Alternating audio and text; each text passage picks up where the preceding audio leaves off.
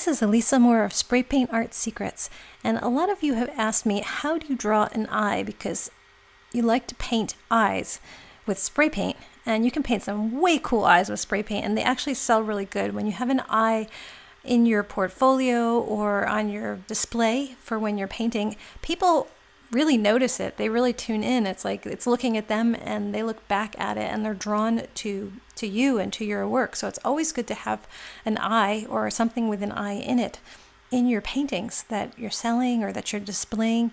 But a lot of people who paint eyes with spray paint, I think, tend to paint just kind of an almond shape, and it's really not the most impactful way that you could paint an eye.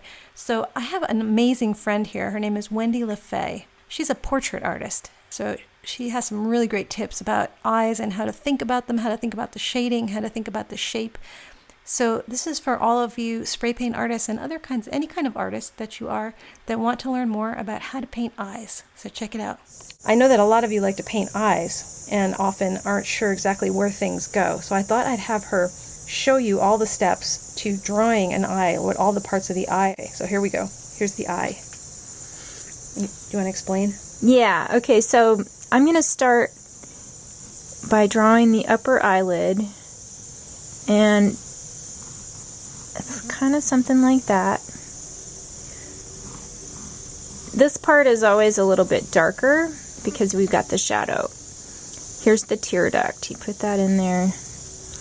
And then, like, you think you want to go almond shaped, and equal, and that's really not how it is at all. So it's actually a little bit more kind of like that. And you can really, if you can really actually study someone's eye, then you're going to have this little fold here. And if you leave that out, it really doesn't look like an eye. So that part is pretty important. And then you also, another thing that people kind of want to do is make it just round or have like too small, and that's kind of weird. Usually when people's eyelid covers up the colored part, the iris, you might see some of the bottom, but usually the top of the circle is kind of covered up. And then if you imagine this being an actual circle, and then wherever in the middle of that is going to be the pupil. That's the dark part. Now you have to leave a little area that's going to be the highlight, and then you can color in. This is going to be black, because that's the hole where you actually see out of. Okay, so we can kind of darken that a little bit more. Adjust the shape a little bit. And then usually it's kind of this radiating pattern that changes with different people's eyes, have different patterns in there. So again, really stare into someone's eyes sometime and take a look at what that looks like. Usually this part here is a little bit darker, and depending on if you have someone with brown eyes or blue eyes, there's a little bit of variation. Some people have like this, maybe if they have green eyes, they might have a little bit of brown in the middle, and that can be really cool looking. You're going to see just a little bit of this edge of the eyelid, this bottom edge. And if you're doing highlights, again, really look at someone's eye, but you might have a little bit of like a glisten of a highlight right there. Okay, and the eyebrow is usually kind of something like this. People have different shapes of eyebrows.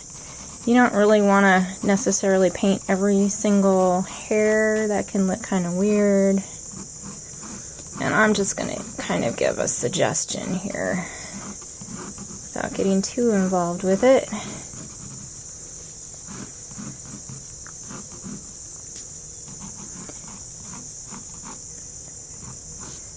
Eyelashes. I'm kind of drawing a female eye. Again, some people sort of want to like go all the way out. These ones on the outer edge are the longest and the ones that you see the most.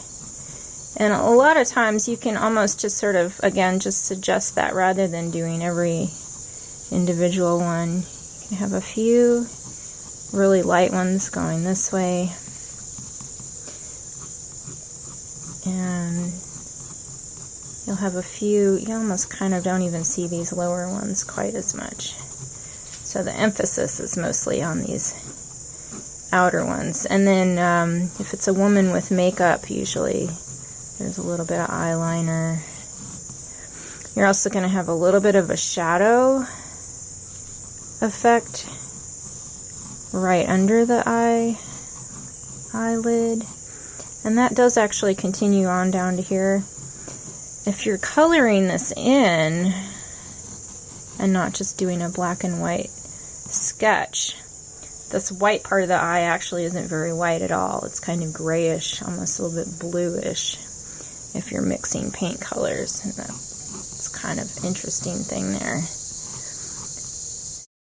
So Wendy's a portrait artist and she's also a photographer.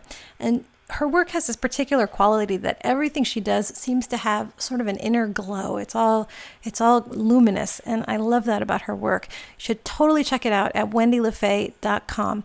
And the thing is, she's my pal, and we live in the same town, and I would really like to get her involved teaching you how to use spray paint art techniques to do the things that she knows how to do.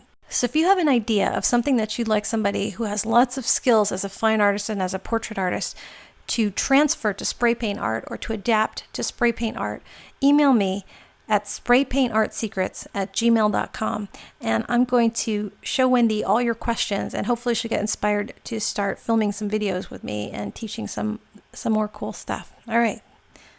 Hope you've enjoyed this and that you learned how to do an eye. We have lots of eye videos in the membership area of spraypaintartsecrets.com. Most of them are in the gold membership area since we don't post eyes every month, but there's some cool stuff in there about how to paint eyes with spray paint art. But this video should really help you understand the parts of the eye so that when you're using your newspaper to draw the eye, you know exactly the parts that you're creating. All right, hope you've enjoyed. Ciao.